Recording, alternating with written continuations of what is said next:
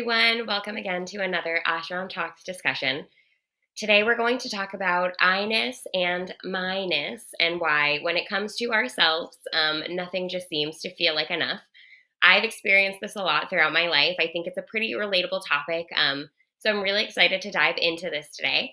And I'm also really excited to introduce, for the first time, our guest, Anuradha. Welcome, Anuradha. Thank you Thank you so so much much. for joining us. Thank you so much for having me. Yeah, we're super excited. I wanted to mention that Anuradha is a lifelong practitioner of Bhakti Yoga. She was born and raised in a Gaudiya Vaishnav family, of Kirtan-focused family. So as a small girl, Anuradha, we know that you gravitated toward percussion, specifically the mardanga, which is, a clay drum from West Bengal for those who are not familiar. And she actually hopes that more women will learn about mridanga playing, kirtan. It fosters a really nice combination of grace and strength, as you describe it. So when Anuradha is not doing kirtan or book distribution through festivals, she also works as a doctor of physical therapy and shares holistic health and wellness insights with her patients and clients. So welcome, Anuradha. We're so excited that you're joining us. Thank you so much. Thank you so much for having me on this platform. It's really wonderful. I'm very enthused and inspired by platforms like this and podcasts like this. So, reaching out to a wider audience, it's very, very beautiful. So, today we're actually ending chapter 2 of the Bhagavad Gita. There are 3 verses left. So, before we begin, I just wanted to create some auspiciousness for myself before I begin to embark on the last few verses and be able to give thanks to my guides, spiritual teachers, spiritual masters, and then we can begin. अज्ञानतिमिरन्धस्य ज्ञानञ्जनशलाखया चक्षुरुन्मिलितं येन तस्मै श्रीगुरुवे नमः गुरुवे गौरचन्द्राय राधिकाय तदालये कृष्णाय कृष्णभक्ताय तद्भक्ताय नमो नमः वञ्चाकल्पतरुभ्यश्च कृपासिन्धुभ्यैव च पतितानां पावनेभ्यो वैष्णवेभ्यो नमो नमः जय श्रीकृष्ण चैतन्य प्रभु नित्यानन्द श्री अद्वैत गदाधर शिवासदि श्रीगौरभक्तवृन्द हरे Krishna Krishna Krishna Hare Hare Hare Ram Ram Ram Hare Hare. So I'm sure that we all have teachers that we're grateful for. It's no coincidence that today happens to be Thanksgiving. For the life of the spiritualist, every day is a day of giving thanks. So we're always trying to strive for gratitude. So if we can begin with verse 70. I really actually appreciate this verse. It's quite poetic, and we'll dive a little deeper into this. So I'll just go ahead and read the English translation. A person who is not disturbed by the incessant flow of desires that enter like rivers into the ocean, which is ever being filled but is always still, can alone achieve peace, and not the man who strives to satisfy such desires. So the poeticness of this is in relation to the ocean. It caught my eye. So let's take a little dive into the ocean, pun intended, of course. So, what is the nature of the ocean? We can describe the ocean as being very vast, it's limitless, it's boundless, excuse me. It's always filled with water. And in fact, we know scientifically that it covers roughly about 70% of the Earth's surface. It's considered, some people consider it very peaceful, very gentle, some consider it very powerful. Now, the natural state, if you were to just go down to the shore, the ocean is considered very calm, very gentle, very still. But when there's outside forces acting on the ocean, then the ocean can seem very rough, very turbulent, very angry, violent, roaring. And when maybe there's some action, some motion, but it is not so severe, then it is considered like flowing, ebbing, lapping, crashing. So we can sort of understand these states as being like the modes of material nature. We see that there's three modes generally. There's the mode of what we say goodness, the mode of sattva, the mode of awareness, the mode of high consciousness. And then we have the mode of passion, which I consider the mode of restlessness. And then we have the mode of lack of awareness. Some consider it ignorance. Some will say it's the lowest consciousness. So these three modes, we can consider even that what I just described about the ocean, that even the ocean has these three types of factors. In its most natural state, in a state of sattva, in a state of goodness, it's very calm, gentle, and still. But when the mode of passion, when the mode of restlessness comes, then we see that there's crashing waves, they're lapping, it's flowing, it's moving. And then when you see that there's even more violence, there's more, it's beyond passion. It's in a mode of very low consciousness. Then that's when you see the storms. You see it's turbulent, it's stormy, it's angry, violent, and that's when you have such calamity that rises coming out of the ocean.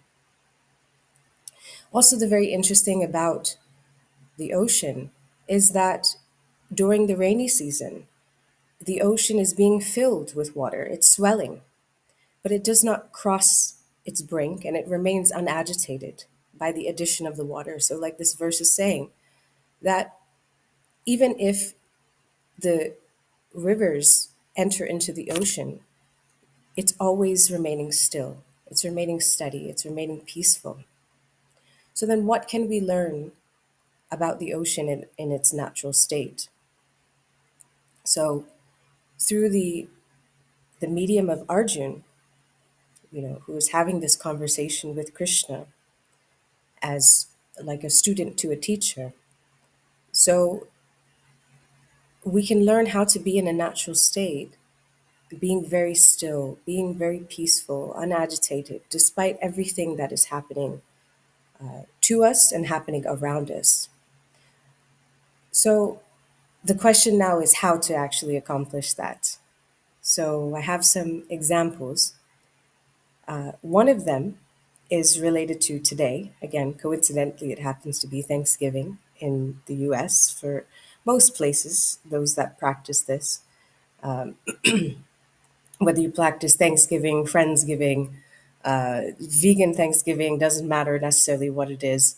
But usually there's often a spread of foodstuffs across the table.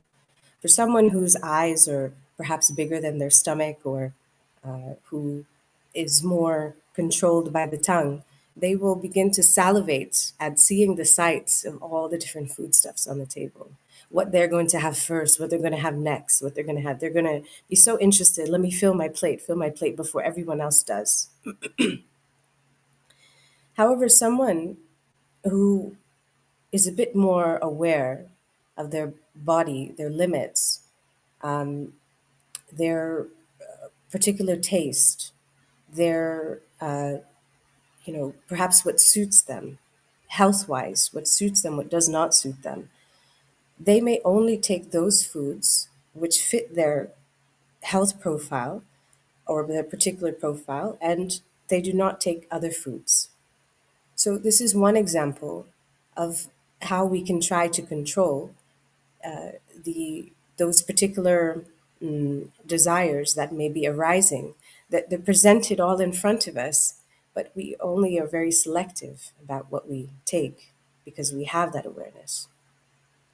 Another example, again, coincidentally, also, just so happens Thanksgiving, Black Friday, they come up together. So, tomorrow's a very big shopping day for many people. Again, to stimulate the economy, it goes like that. So, you know, when you go to the grocery store, you go to the mall, you go to any department store, at every corner, you will see that there is one sense or another is being pulled in that direction. So, via sight, smell of the various fragrances, touching different clothing, different shoes, uh, you know, different paraphernalia, taste. You go to Costco, they'll have different samples, even sound also. They will play soft music, elevated music, all these different things.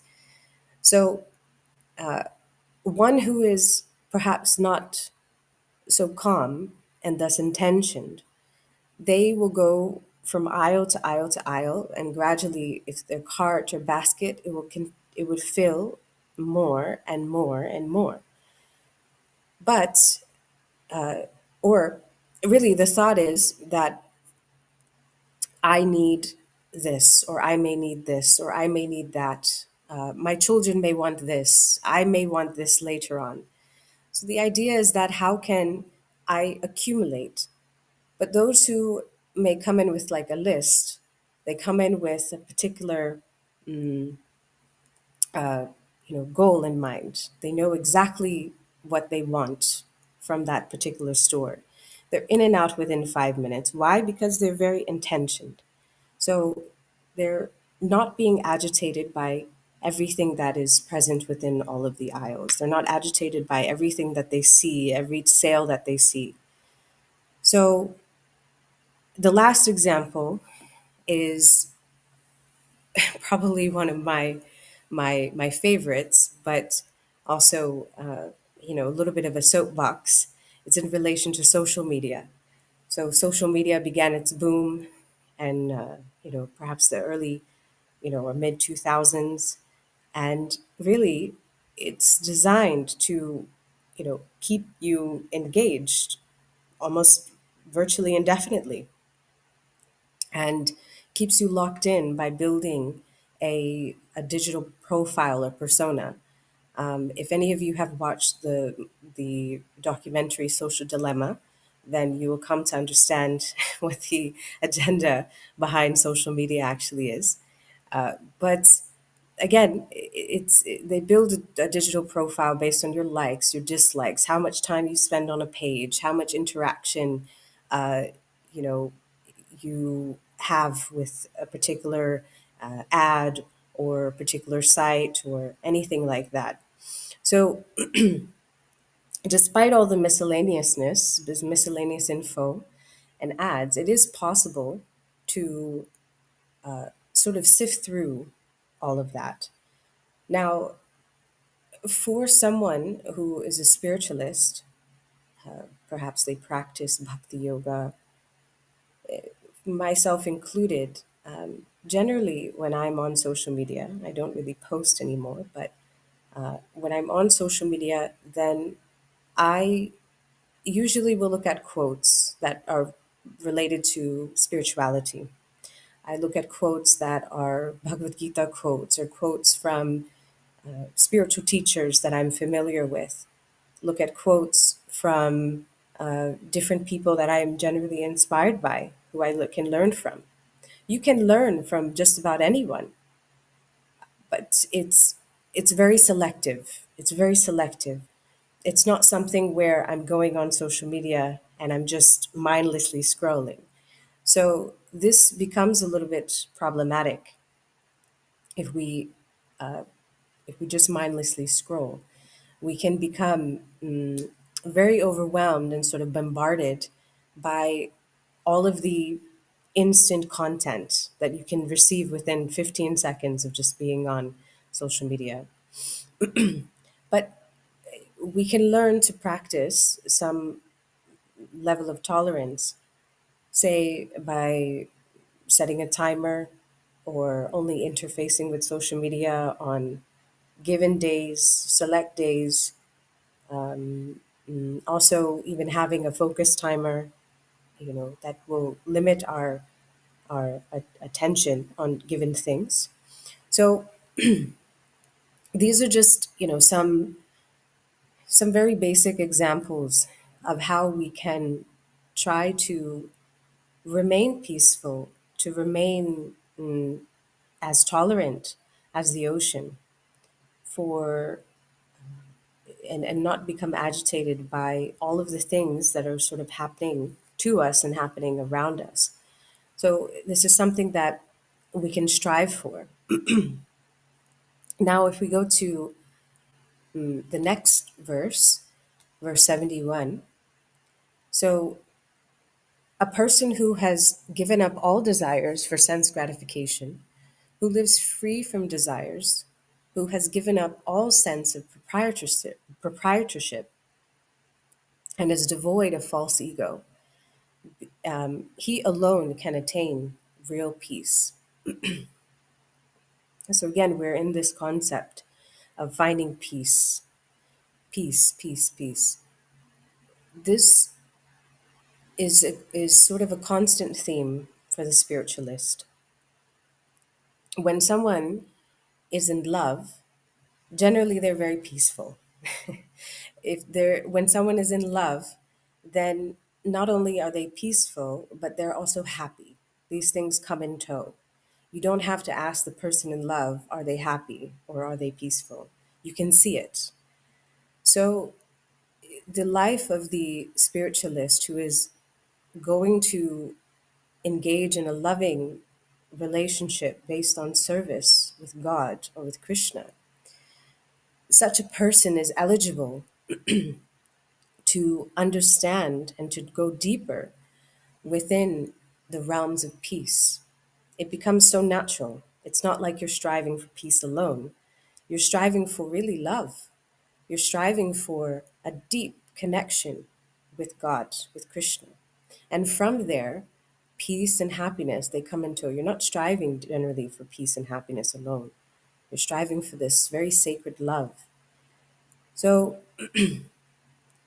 one thing in relation to this verse is that we try not to make an identity out of our desires or out of our false ego. So the title of this is about, the I-ness and my-ness, and why we have some feelings of not being enough and how to fix it. So, in the idea of these I-ness and my-ness, you know, it really it's like for the level of peace that we want, it is sort of like a mixture of oil and water. Oil and water, they do not mix. No matter how much you may try to shake it up in a bottle, still there will be a separation from the oil from the water. So this is the concept of I-ness and my-ness in relation to the real self and also in relation to real peace. The real self is very peaceful. So we have to come to a place where we can observe our desires. We have to come to a place where if we're having a false sense of self and this I-ness and my-ness, this identification that, I am my emotions, I am my thoughts, I am my anxiety, I am my fears, I am anger, I am even happiness. I am joy. I am grateful. I am all of these things. If we if we have an attachment and we're not capable of actually observing these desires objectively, then we have a difficult time actually appropriately reacting to them. Because what happens is we cannot be in a perpetual permanent state of happiness within this sense of false identification, within this sense of false ego. We cannot be in a sense of permanent, even anxiety, permanent anger, permanent fear, also in this sense of, false ego, in this, sense of being this false identification with, the body as opposed to spirit. So anything that really comes when we have a material body, when we have a body like ourselves, a gross body, we know the nature of it. It's quite temporary, and so anything related to the body is also just like that. We cannot be again in a perpetual state of permanentness in terms of our feelings, our emotions, our thoughts. They come and go, come and go, and so we have to be able to observe them, be able to observe those thoughts, and then we can appropriately react to them. If we understand the the real ego, the true ego, the real I. So what is that real I? That real I is related to spirit. That real I is related to the soul. And that soul, its nature is service. So today is, again, it's a day of Thanksgiving. What is the nature of Thanksgiving? Thanksgiving is always about not only giving thanks, but also service. I mean, the idea, the conception behind Thanksgiving is about service, really. But if we are very self centered and constantly chasing after desires, too focused on our own desires, then not only are we not serving, excuse me, anything outside of ourselves, we're not, what to speak of even Krishna, we then come to lead a life of discontent because we're going against our own spiritual nature. Our spiritual nature is in relation to service. It's in relation to that spiritual gratitude. But if we're constantly chasing, then it will be very difficult for us to actually lead a path of resolute contentment. So I give an example of this. There's a Disney Pixar movie called Soul, go figure, where the main character that's voiced by Jamie Foxx. It's a good movie, by the way, if anyone has seen it or wants to see it. It's a good movie. He's constantly chasing after this dream of being a famous jazz musician.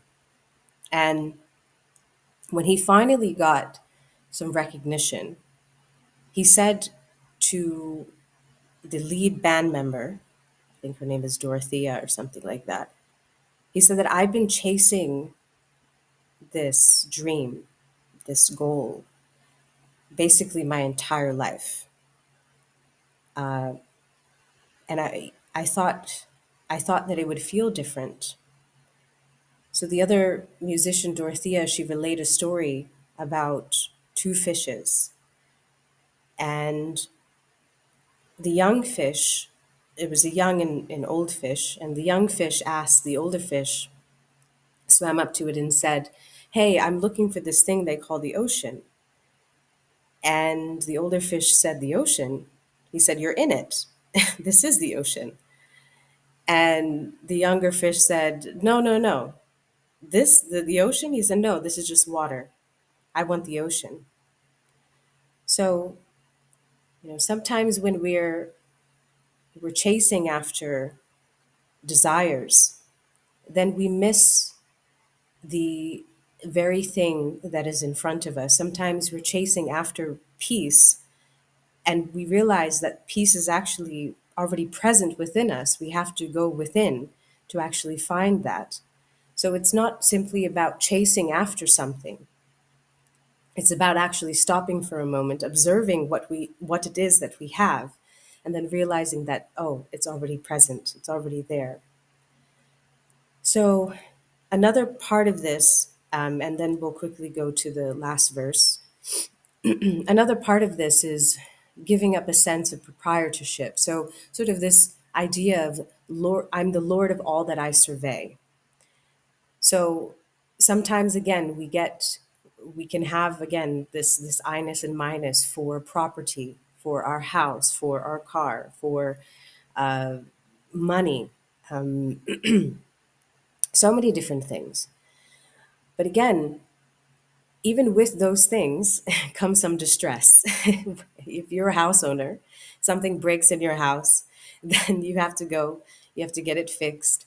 You get into some car accident, again you have to go get it fixed. So many things, so many calamities can happen. And this is all the things that you own. This is all the things that you have. But really, it's a false sense of proprietorship. How can I dovetail these things towards being like more like a caretaker mentality, like a servant mentality? That really these things are given to me, as opposed to I have got them, I have been given them, or excuse me, that I have been given them, as opposed to I have achieved them, that I have got them myself. That these things have actually been given to me in order to take and in order to maintain my life, in order for me to take care of them. So I'll give just a very quick example. Like my mother has sort of this caretaker servant mentality. When she goes and she sees a flower, even in her own garden, what to speak of other people's gardens, then she's always thinking, oh, this would be very nice for Krishna. Very nice, that I can offer to Krishna. Very nice that I can put on the altar and decorate the altar very beautifully.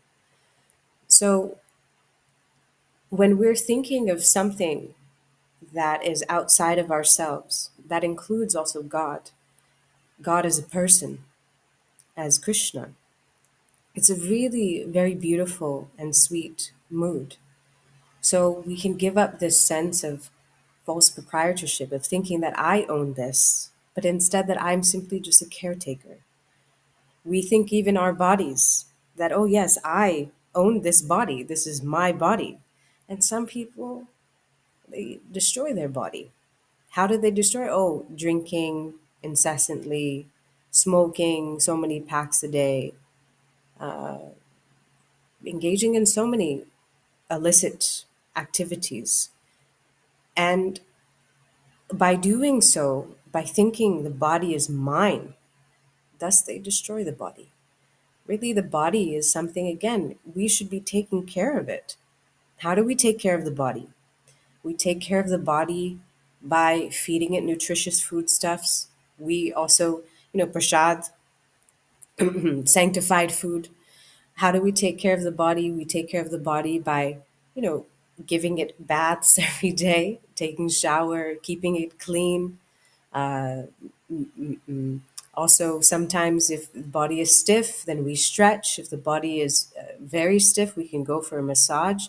So many different things how to maintain the body in order for us to continue in our life as the real self in that is embodied, and thus the life of a servant as opposed to the life of a master or lord.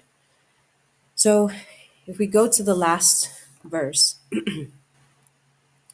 so this is the last verse of the Bhagavad Gita, chapter 2. That is the way. of the spiritual and godly life, after attaining which a man is not bewildered.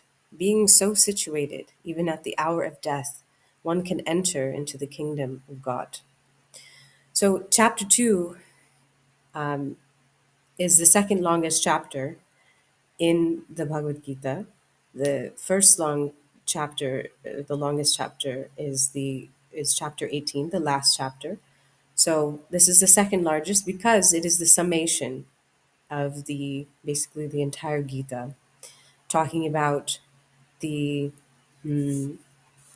talking about real knowledge, talking about fruit of actions, and then also giving a glimpse of bhakti yoga, giving a glimpse of this yoga of divine loving devotion or devotional service to God or to Krishna.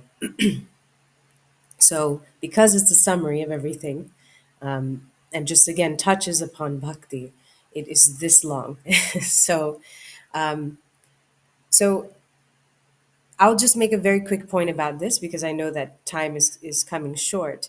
But the very quick point is, as we've discussed, really, the basis of this chapter is not simply about understanding the real ego from the false ego, the real self from the false self, and thus separating ourselves from the various things that are happening around us, developing that inner peace, that inner tolerance, really, for all of those things that are going on around us, even within us. But also, it touches upon how, by developing this real sense of self, that we become eligible for entering not only peace, but in a peaceful state, in a loving state, we have eligibility to then enter the kingdom of God. It's a very, a very grand position to hold. So one thing I'll just say about this is that life is preparation for the final examination, and that happens to be death. Death is a common theme you will see throughout the Gita. So, and even in our times, growing up with the practice, it's something that we often hear. It's a theme. But one thing is for sure, we've learned, especially from hearing it since childhood, that it's not anything to fear. It's not anything to see as being negative. It is really something that we can learn to appreciate and embrace. But again, life is preparation for life's final examination. And that is our really ending moments. So if we focus on trying to lead a life where we can attain real peace and not and sort of understand again this nature of the ocean, understand how we can be tranquil and still and not agitated by what is happening to us. We're filling with water, but still, or we're being filled with desires. We're being filled with all of these temptations, all of these things that are happening around us, are happening to us. But we can still remain peaceful. We can still remain unagitated. And by this alone, it can be enough to take us to the kingdom of God. So I will conclude there. If there's any questions or comments, even corrections. Yeah, thank you so much, Anuradha. We do have a very nice comment from Colleen. Colleen says, remain as tolerant as the ocean. A gift for today. Thank you for the lovely class. I couldn't agree more. I think there were so many little like gems or gifts that we can take away from this class today. You said so much to really shift our paradigm in terms of how we're thinking about the way that we're reflecting on our own I-ness and my-ness, what we don't have versus kind of what is already within. This was really kind of a powerful way to conclude chapter 2 and, of course, to kind of observe our American Thanksgiving, right? So grateful that we were able to start the day this way with you. Um, and there's so much right here, but I think like if there's kind of one takeaway from today that you could kind of share with us or leave us something to kind of reflect on throughout the week as we go into chapter 3, what would that be, right? If we could kind of sum up everything that we covered today. Hmm. Um, I mean, summing it up, I would say, the comment that Colleen said, to remain as tolerant as the ocean, to remain, you know, as as still, as peaceful as the natural state of the ocean, um, then we can sort of attain that real peace. We have, and we will continue to have. The spiritualist will continue to have things um, on our sojourn, in our journeys, that will tempt us, plague us, that will challenge us, that will create obstacles. But all of this, for the spiritualist, we have an indefinite growth mindset. So we don't see the challenges, the obstacles, the agitations, the temptations as being actually obstacles. We see it as being opportunities.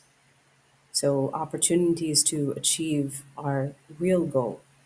And we will discover our real goal in the upcoming chapters of the Gita.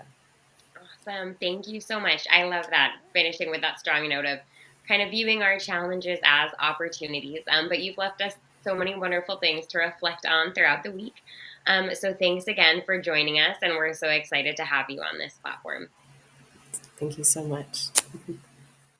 Thank you again, everyone who joined us. We look forward to seeing you on Monday at 7:30 p.m. to start chapter 3. See you soon.